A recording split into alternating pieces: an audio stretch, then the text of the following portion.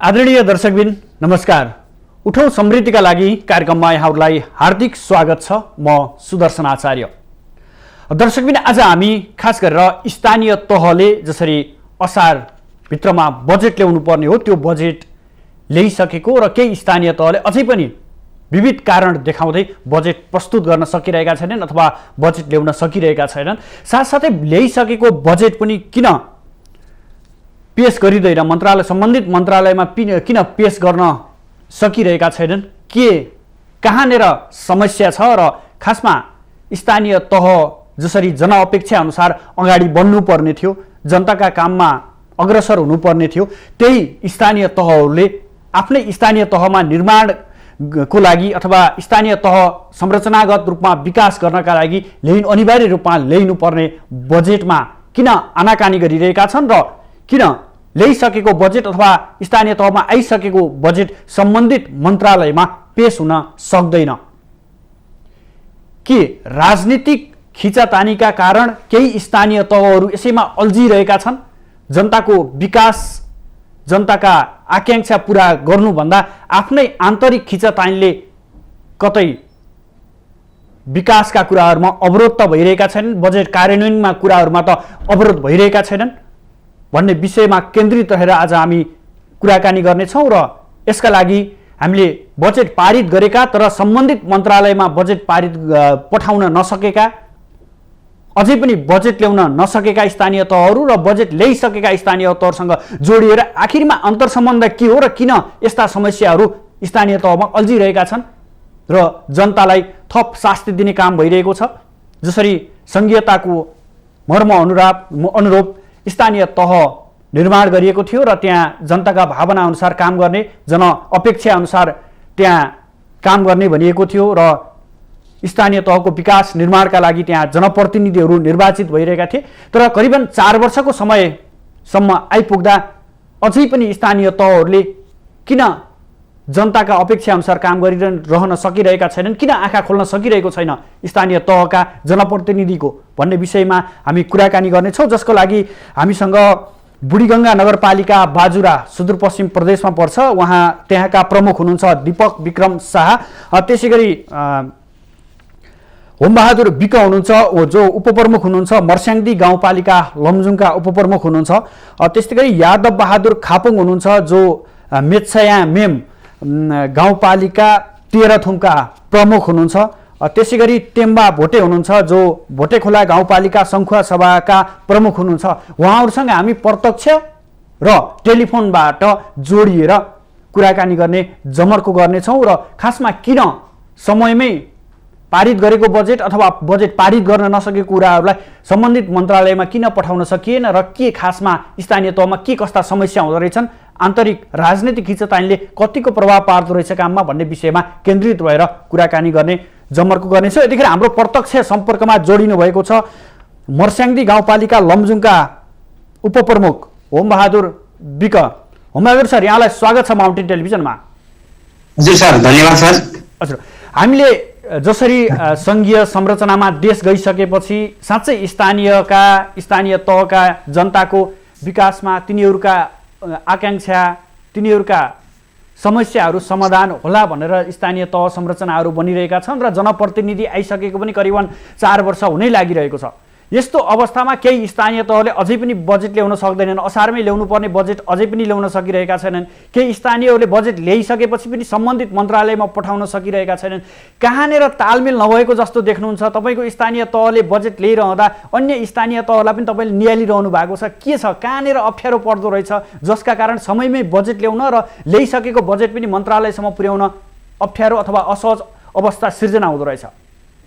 नेपालको संविधान 2072 को स्थानीय तहको दिएको अधिकार क्षेत्रलाई र स्थानीय सरकार सञ्चालन दिग्दर्शनमा पनि संघीय सरकारले जेठ 15 भित्र र प्रदेश सरकारले आषाढको 1 गते र स्थानीय तहहरूले आषाढको 10 गतेभित्र बजेट ल्याइसक्ने कानुनी प्रावधान छ। त्यही प्रावधानभित्र रहेर चाहिँ सबै स्थानीय तहहरूले बजेट ल्याइसक्नु पर्ने हो। तर केही स्थानीय तहहरूले चाहिँ बजेट नल्याएको भन्ने खबर सुन्दाखेरि निकै दुःख लाग्यो। जुन बजेट चाहिँ तपाईँले राखे जस्तै बजेट ल्याउन सक्नको कारण त्यहाँ 2-3 कारण हुन सक्छन्। एउटा त त्यहाँ निर्वाचित प्रतिनिधिहरूको बिचमा चाहिँ त्यो नीति कार्यक्रम र बजेटलाई कसरी ल्याउने भन्ने खालको पहिलो नीति कार्यक्रम बजेट त्यसको तर्जुमा गर्दाखेरि केही मेलमिलाप नभइकन विवाद भएको हुनसक्छ। त्यसो हुन सक्दाखेरि चाहिँ बजेट चाहिँ समयमा नल्याउन सक्ने होला। तर यतिका समय पहिलो चौमासिक गइसकेको अवस्था छ। पहिलो चौमासिक गइसक्दा नि बजेट नै सभाद्वारा पास नभएको हुँदाखेरि त्यहाँ दैनिक सञ्चालन खर्चमा पनि समस्या भएको होला। अफिस चल्न पर्यो, कर्मचारीको चाहिँ तलब भत्ता चाहिँ तपाईँको निकासी गर्न पर्यो, शिक्षक लगायतका थुप्रै छन्। र दैनिक आइपर्ने कुरादेखि लिएर कतिपय हाम्रो चाहिँ अधिकांश चाहिँ यो पहाडी मुलुकमा त दसैँभन्दा अगाडि त नागरिकहरूलाई यातायात सुविधा दिनको लागि बाटोहरू पनि खोल्न पर्ने हुनसक्छ। यस्तो निकै धेरै समस्या भएको होला नि। त्यहाँको के हो भन्ने बारेमा त तपाईँले जोड्नु भएको साथीहरू छन्, त्यहाँको समस्याको बारेमा फेरि हामीसँगै छलफल गराउनुहोस्। हजुर होमबहादुरज्यू, तपाईँले यसो बताइरहँदा कता कता यो राजनीतिक तालमेल नमिल्दा पनि यो अवस्था सिर्जना भयो भनेर पनि भनिएको छ नि, यो कतिको देख्नुहुन्छ यो समस्या? अब राजनीतिकै तालमेलको कुरा त बजेटै ल्याउने कुरामा त्यति धेरै चाहिँ समस्या नहुनु पर्ने हो। किनभने स्थानीय सरकार सञ्चालन ऐन र स्थानीय निर्वाचन ऐनले चाहिँ स्थानीय तहमा तपाईँको चाहिँ पक्ष र विपक्षको परिकल्पना गरेका छैन। हजुर, त्यहाँ सत्ता पक्ष हुन्छ। जस्तो संसदीय व्यवस्थामा माथि सङ्घ र प्रदेशमा भने तपाईँको चाहिँ प्रतिपक्ष हुने भएको हिसाबले पनि सङ्घमा चाहिँ प्रतिपक्षहरू चाहिँ बलियो हुने, अवरोध गरेको कारण सदनै अवरोध भयो भने बजेट ल्याउन समस्या हुने हो। हजुर, तहमा त तपाईँको प्रतिपक्ष नभएको हिसाबले सबै निर्वाचितहरू सत्ता पक्ष नै हुन्छन्। बसिसकेपछि त्यहाँ केही न केही चाहिँ प्राथमिकताको मैले अहिले भने जस्तै नीति कार्यक्रम बजेटको प्राथमिकीकरण गर्ने कुरामा असहमति भएको हुन सक्ला, या बजेट फाँडफाँडमा आफ्ना आफ्ना स्वार्थहरू केन्द्रित भएर त्यहाँको प्राथमिकता नपरेको कारणले बजेटलाई चाहिँ समयमा ल्याउन नसकेको हो कि भन्ने मेरो अनुमान छ। हजुर, यो सँगसँगै अर्को समस्या पनि कहाँनिर देखियो भन्दाखेरि प्रदेश र सङ्घसँग तालमेलको कुराहरू पनि उठिरहेको छ। साँच्चै कस्तो तालमेल हुँदो रहेछ, कस्तो आवश्यक पर्दो रहेछ, स्थानीय तहले कस्तो खोज्दा रहेछन्, सङ्घ र प्रदेशसँगको अपेक्षा कस्तो गर्दा रहेछन्, र सङ्घ र प्रदेशले स्थानीय तहलाई हेर्ने दृष्टिकोण कस्तो पाउनु भयो? अब सङ्घले आफ्नो बजेट ल्याइसकेपछि स्थानीय तहलाई बजेटको सिलिङ पठाइसक्नुपर्छ र प्रदेशले पनि आफ्नो बजेट ल्याइसकेपछि पठाउनुपर्छ। स्थानीय तहले आफ्नो स्रोत साधनलाई आम्दानी हुन सक्ने अनुमान गरिसकेपछि वर्षभरिमा कति हुने हो त्यो बजेटलाई चाहिँ हामी त्यसरी वित्तीय समानीकरण अनुदान भन्छौँ, सशर्त अनुदान र विशेष बापत प्राप्त हुने बजेट र आन्तरिक स्रोतलाई आकलन गरेर हामीले बजेट गर्छौँ। हामीले जहाँ जहाँ काम गरे पनि आखिर सङ्घले विनियोजन गरेको बजेट पनि जाने भूगोल चाहिँ स्थानीय तह नै हो। प्रदेशले विनियोजन गरेको बजेट पनि काम हुने त स्थानीय तहहरूमै हो। त्यो भएको हिसाबले चाहिँ यो तीनटा सरकारको बिचमा समन्वय हुन जरुरी छ। के देखिन्छ भने हाम्रो चाहिँ अलिकति तालमेल नमिलेको जस्तो। सङ्घले पनि 2-3 लाखको योजना बजेट बनाएको छ, त्यही चाहिँ पालिकाको सम्बन्धित भूगोलमा, प्रदेश पनि त्यही छ र पालिकाको नि हुँदाखेरि काहीँ काहीँ नमिलेको जस्तो देखिएको छ। र हाम्रो राष्ट्रिय उद्देश्य के हो त, पूर्वाधारको क्षेत्रमा के हो, आर्थिक विकासमा के हो, सामाजिक विकासमा के हो भन्ने कुरा चाहिँ सङ्घ प्रदेश र स्थानीय तहको बिचमा एकरूपता अहिले पनि हुन सकेका छैन। हजुर, हुन त हामी परिषदमा मिटिङ बस्छौँ, छलफल हुन्छ, यसरी एकरूपता गरौँ भन्छौँ। तैपनि बजेट चाहिँ तपाईँको चाहिँ विनियोजन गर्ने बेला आफ्ना आफ्ना चाहिँ सङ्घ प्रदेशको र स्थानीय तहको चाहिँ एउटै खालको चाहिँ तालमेल नमिल्दाखेरि यसले हामीले राष्ट्रिय उद्देश्य प्राप्त गर्ने जुन लक्ष्य छ, नेपाल सरकारले राष्ट्रको चाहिँ लिएको उद्देश्य, प्रदेशले लिएको, स्थानीय तहहरूले आफ्नो स्थानीय तहलाई गर्ने उद्देश्यको बिचमा काहीँ न काहीँ तालमेल नमिलेको त छ। तैपनि सापेक्षित रूपमा जति प्राप्त भएको छ सङ्घ र प्रदेशले यो नीति कार्यक्रम बजेट आउँदै गर्दा उहाँहरूको चाहिँ यो कार्यक्रम भन्ने चाहिँ निर्धारण भइसकेको हुन्छ र स्थानीय पालिकाहरूले त्यसरी विनियोजन गरेका हुन्छौँ। यसलाई तालमेल मिलाउन जरुरी चाहिँ छ। हजुर, यो बताइरहँदाखेरि जस्तो स्थानीय तहहरूले बजेट ल्याउन सकेनन्, समयमै प्रस्तुत गर्न सकेनन् भने कारबाही के हुन्छ र प्रदेशले गर्ने कारबाही के हुन्छ र सङ्घ सरकारले गर्ने कारबाही के हुन्छ? अब कानुनी रूपमा त ठ्याक्कै यो कारबाही भन्ने उल्लेख त छैन। तैपनि तपाईँको चाहिँ समयभित्रै चाहिँ सङ्घले दिन सक्ने वित्तीय समानीकरण अनुदान घटाउन सक्छ, विशेष अनुदानमा चाहिँ घटाउन सक्छ होइन। यस्ता कतिपय बजेट जति पनि सङ्घ मार्फत आनी तपाईँको कामहरू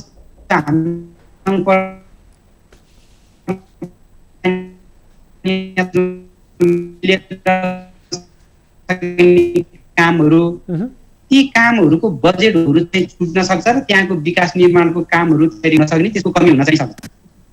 हजुर, कतिपय स्थानीय तहहरूले यो डोजरे विकास भनिन्छ, विशेष गरेर त्यो सडक निर्माणमै बढी रकम खर्च गरेको देखिन्छ। जनअपेक्षा अनुसारका कामहरू, जनतालाई त्यहाँ राहतका कुराहरू भन्दा पनि यहाँनिर विकासका नाममा उही मोटर बाटै खन्ने, बाटो सडकै निर्माण गर्ने कुराहरू पनि देखिन्छ। यसले कता कता झन् त्यहाँको भौगोलिकता माथि नै ह्रास आउने कुराहरू पनि छ। यही कुरा पनि दोहोरिएको थियो जुन यो वर्षायाममा पनि हामीले देखेका थियौँ। जति अधिकांश स्थानमा यो सडक निर्माणकै कारण पहिरो गएका थिए र जनजनको चाहिँ क्षति भएको अवस्था पनि थियो। किन स्थानीय तहहरू बजेटलाई सडकमै खर्च गर्न बढी रुचाउँछन्? सडकमै खर्च चाहिँ किन बढी गरिन्छ?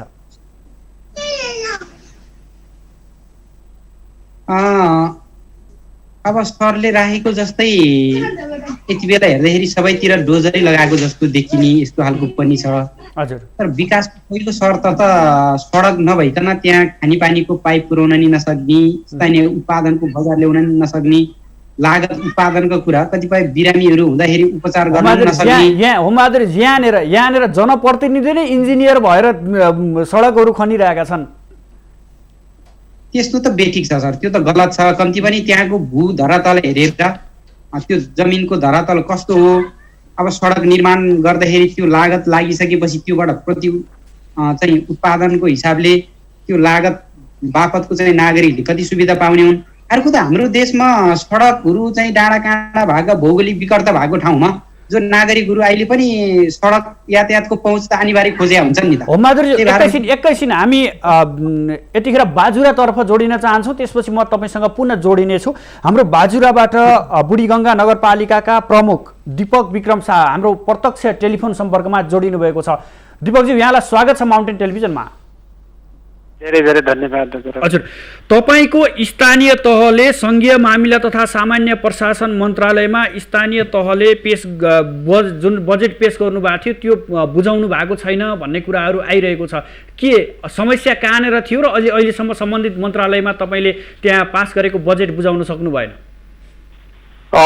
विशेष गरी हामी यो लामो समयसम्म प्रमुख प्रशासकीय अधिकृतविहीन बन्यौँ। नगरपालिकाको समस्या सङ्घीय मामिला मन्त्रालयलाई थाहा छ।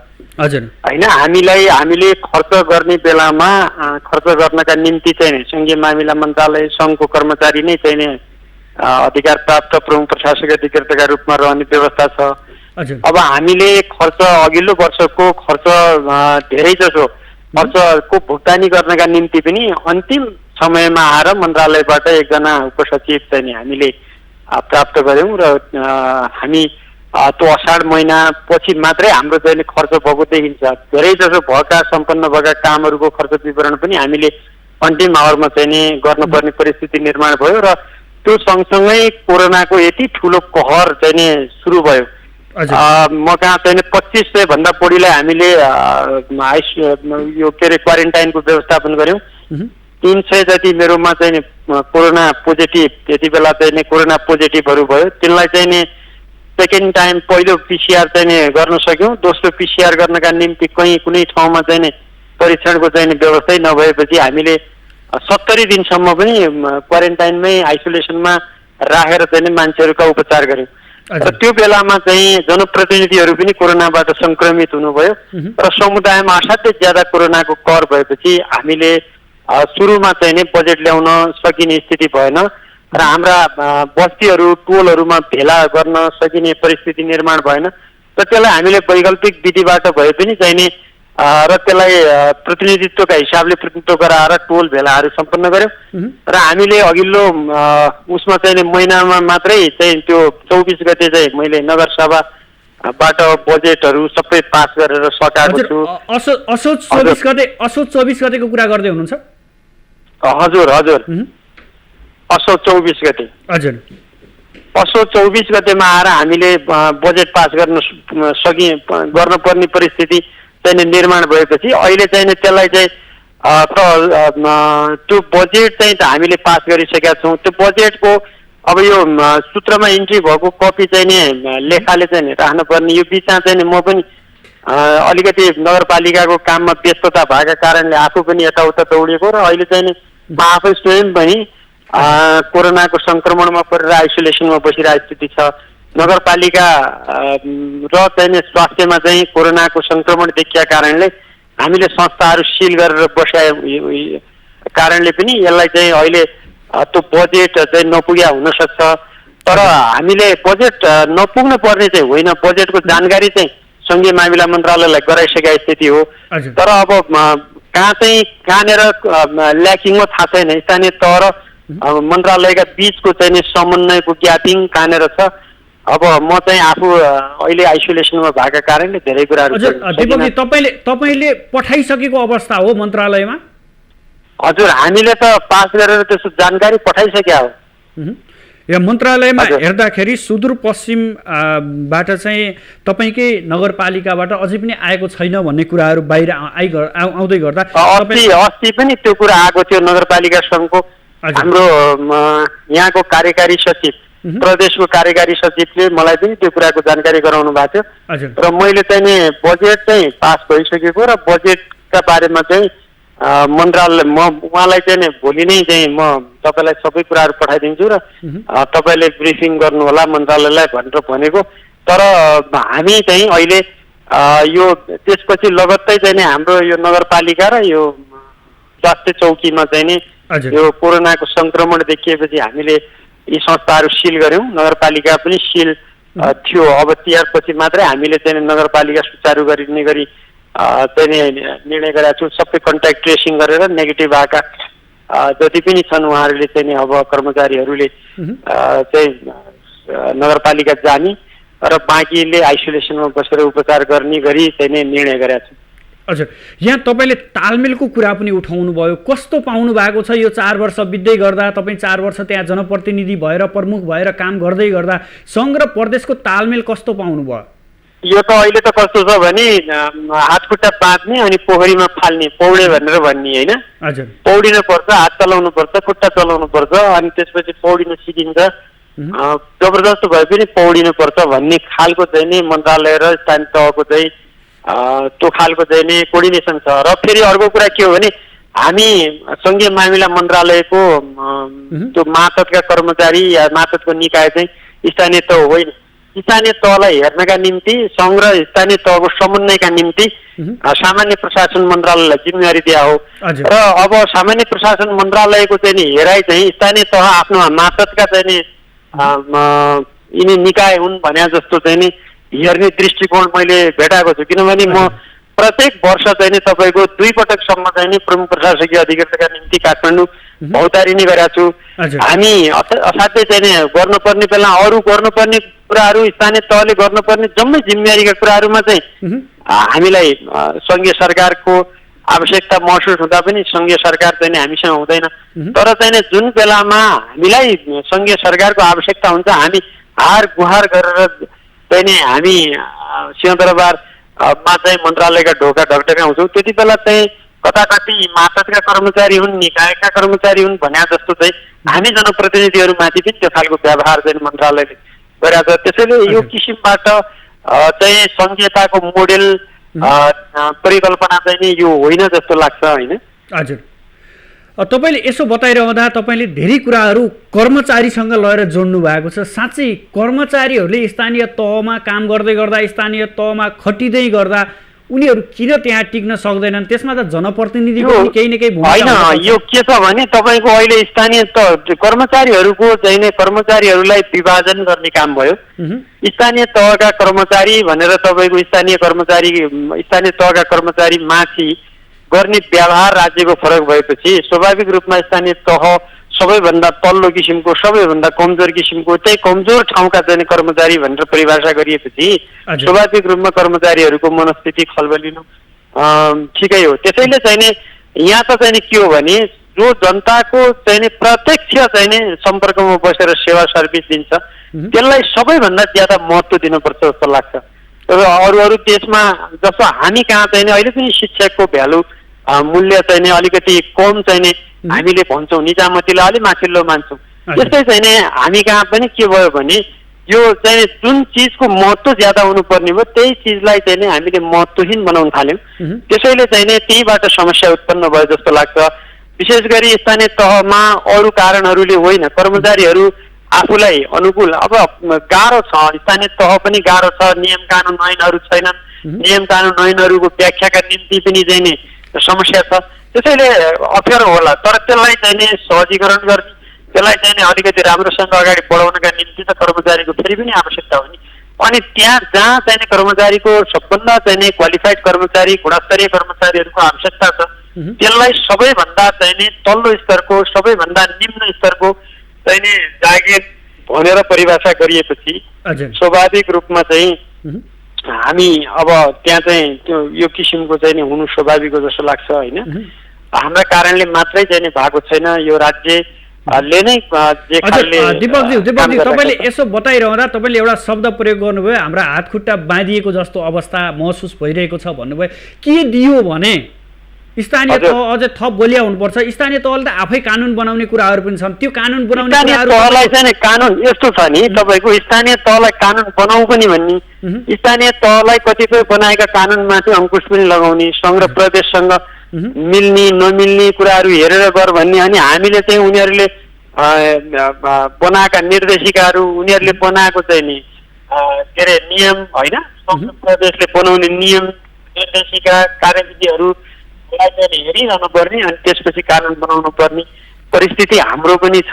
यद्यपि चाहिँ जो स्वाभाविक कुरा हो, किनभने एउटै वेमा हिँड्नका निम्ति, एउटै लेनमा हिँड्नका निम्ति स्वाभाविक रूपमा देशभित्र भएका सरकारहरूका बिचमा सहकार्य हुनुपर्छ। सहकार्य हुने सन्दर्भमा चाहिँ सहकार्य हुने सन्दर्भमा दोहोरो सहकार्य हुनुपर्छ। आवश्यकताका कुराहरू छन्, त्यसलाई महसुस गर्न जरुरी छ। अहिले पनि धेरै ठाउँमा त नमुना कानुन छ, नमुना कानुन भन्दा तलमाथि भएर चाहिँ नि बनाएका कानुनहरू त्यसै पनि चाहिँ नि पास गर्न सकिने स्थिति छैन स्थानीय तहलाई। त्यसैले चाहिँ नि मैले कहिलेकाहीँ महसुस गर्छु हामी चाहिँ नि हातखुट्टा बाँधिएका चाहिँ नि र चाहिँ अब डोर्याएर लैजानु पर्ने परिस्थिति निर्माण गरेर संहितालाई अगाडि बढाउन खोजिया छ।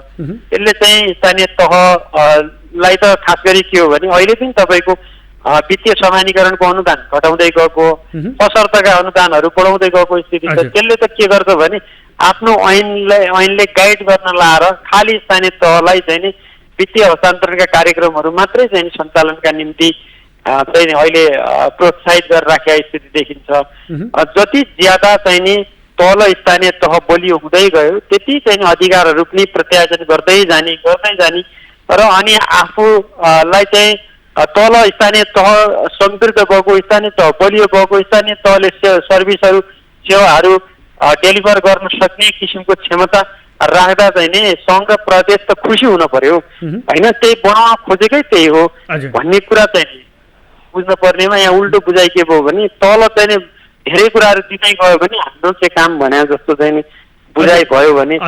दीपकज्यू अब 4 वर्ष करिबन 4 वर्षको समय तपाईँहरूमा पार भइसक्ने अवस्था सिर्जना भइरहँदा के हुँदो रहेछ, जनअपेक्षा के हुँदो रहेछ? सङ्घीयता आइसकेपछि स्थानीय तहमा तपाईँहरू जनप्रतिनिधि भएर गइसकेपछि जनताका अपेक्षा, जनताका इच्छा आकांक्षा के हुँदो रहेछन्?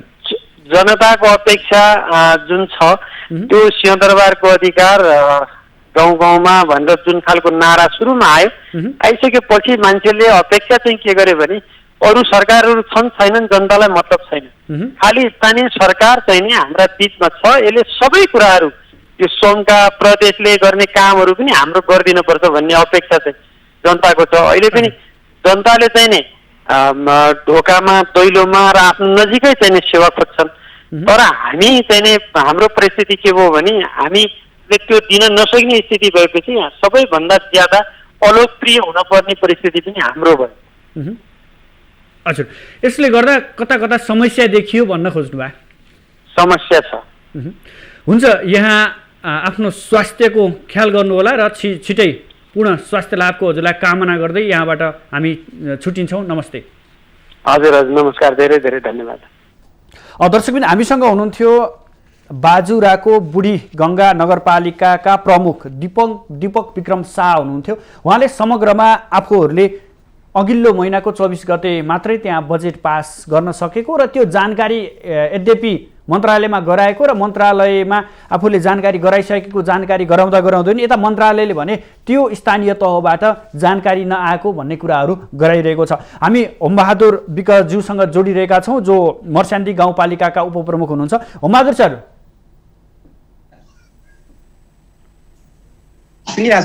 हजुर, जस्तै हाम्रो दीपक विक्रम सरले पनि आफ्ना कुराहरू राख्दै गर्दा कता कता यो कर्मचारीको कुरा पनि जोड्नुभयो। कर्मचारीसँग तालमेल नहुँदा अथवा कर्मचारीहरू स्थानीय तहमा गएर काम गर्न नसक्दा टिक्न नसक्दाखेरि पनि यो कता समस्या आयो भन्नुभएको छ। के देखिन्छ सर तपाईँको स्थानीय तहमा के छ यो?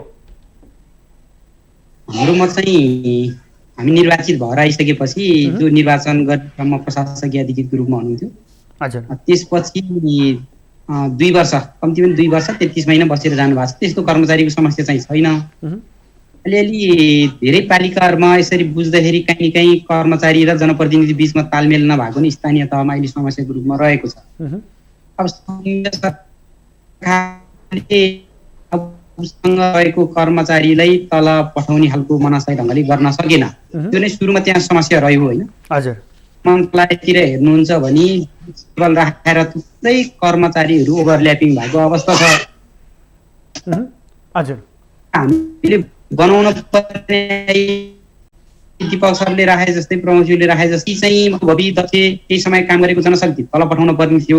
कतिपय पालिकाहरूमा त शाखा प्रमुखहरू पनि नभएको अवस्था छ र प्रदेश लोकसेवा गठन नभइसकेको अवस्थामा कर्मचारी रिक्तको अवस्था, एकजना खरिदारले 2-3 वटा चाहिँ चलाउन पर्ने अवस्था चाहिँ विद्यमान पालिकाहरूमा समस्या छन्। हजुर, सरकारले अहिले पनि हामी यो सङ्घात्मक समन्वयात्मक खालको भने तापनि सङ्घ सरकारले चाहिँ आफ्ना माताहतका निकाय जस्तो सोच्ने, तल इम्पावर गर्ने, पावरफुल बनाउनु पर्छ, क्यापेसिटी डेभलप गर्ने कुरा, सङ्गठन संस्थागत विकास गर्ने कुरामा त सङ्घ सरकारले ध्यान नदिएकै हो। होमबहादुर सर, हामी एकैछिनपछि फेरि तपाईँसँग एकैछिनपछि कुरा गर्नेछौँ। यतिखेर हामीसँग यादव बहादुर खापुङ जो मेन्छ या यम गाउँपालिका तेह्रथुमका प्रमुख हुनुहुन्छ, उहाँ हामीसँग प्रत्यक्ष रूपमा जोडिनु भएको छ।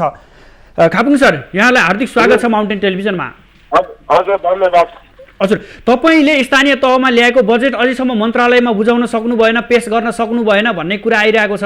तपाईँ स्थानीय तहले बजेट कहिले पेश गर्यो र किन अहिलेसम्म मन्त्रालयमा बुझाउन नसक्नु भएको?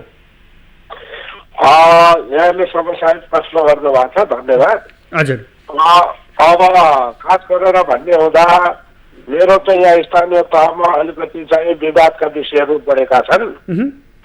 खास गरेर दुईटा राजनीतिक पार्टी बीचको हामी निर्वाचित मान्छेहरू भएको कारणले हजुर, म अध्यक्ष लगायत म अल्पमतमा छु। बहुमतका साथीहरूले विभिन्न खालका इस्युहरू निकायको कारणले बजेट विनियोजन हुन सकेन।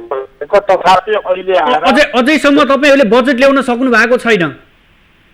होइन, बजेट अब भोलिको मिटिङ कल गरेको छु। भोलिको मिटिङबाट यो सबै कुरा निकास हुन्छ।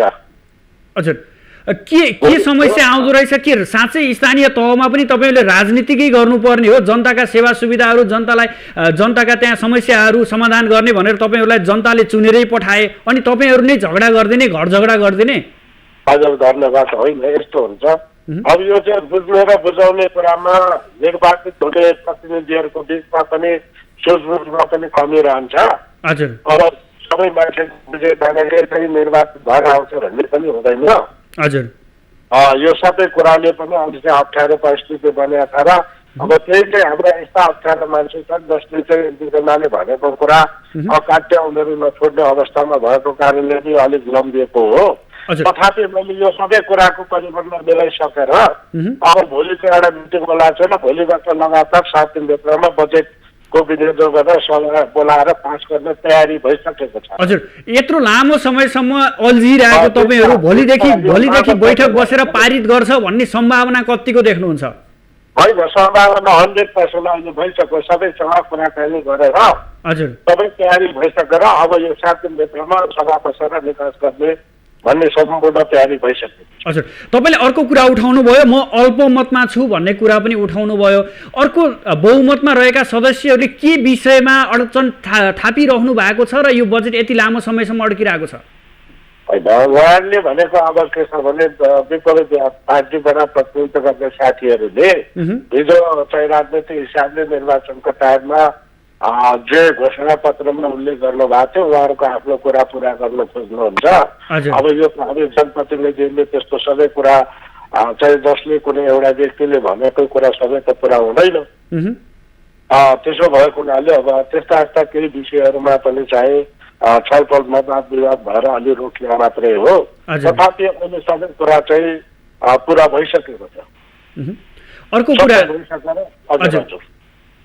अर्को कुरा यो कर्मचारीहरूको संयन्त्रले पनि कतै कतै स्थानीय तहहरूमा अप्ठ्यारो अवस्था सिर्जना गरिरहेको छ भन्ने कुरा छ। के छ तपाईँको स्थानीय तहमा कर्मचारीहरू कसरी व्यवस्थापन भइरहेछन्? कर्मचारीहरूले कतै स्थानीय तहका जनप्रतिनिधिहरूसँग समन्वय गरेको अवस्था कस्तो छ तपाईँको स्थानीय तहमा? अहिले चाहिँ मेरो गाउँपालिकामा कर्मचारीको कारणले कुनै काम कुराहरू रोकिया छैन, अवरोध छैन, राम्रो समन्वय छ, राम्रो चाहिँ सरसल्लाह र सुझबुझका साथ काम अगाडि बढिरहेको छ। हजुर हुन्छ प्रमुखज्यू, हजुर हुन्छ प्रमुखज्यू, तपाईँहरूले भोलिदेखि जुन बजेटको कार्यक्रम अगाडि बढाउनु भएको छ सफल रूपमा चाहिँ बजेट ल्याउनु होला र बजेट कार्यान्वयनका कुराहरूमा हामी तपाईँसँग पुनः जोडिएर कुराकानी गर्ने प्रयास गर्नेछौँ। दर्शकबिन हामीसँग हुनुहुन्थ्यो यादव बहादुर खापुङ जो मेन्सया एम गाउँपालिका तेह्रथुमका प्रमुख हुनुहुन्थ्यो। यद्यपि त्यो स्थानीय तहमा अझैसम्म पनि बजेट आउन सकिरहेको छैन।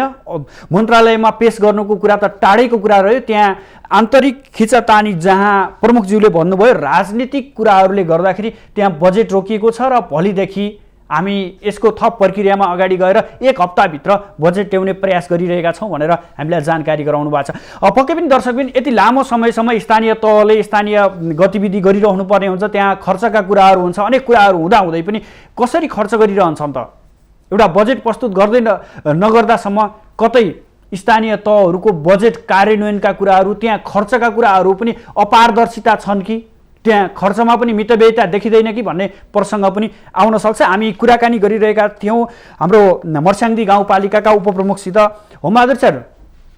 हजुर सर। हजुर हामीले भर्खरै सुन्यौँ हाम्रो तेह्रथुमको एउटा स्थानीय तहको समस्या पनि आफ्नो ठाउँमा देख्यौँ, त्यहाँ राजनीतिक खिचतानीका कारण अहिलेसम्म बजेटै आउन सकिरहेको अवस्था रहन्छ।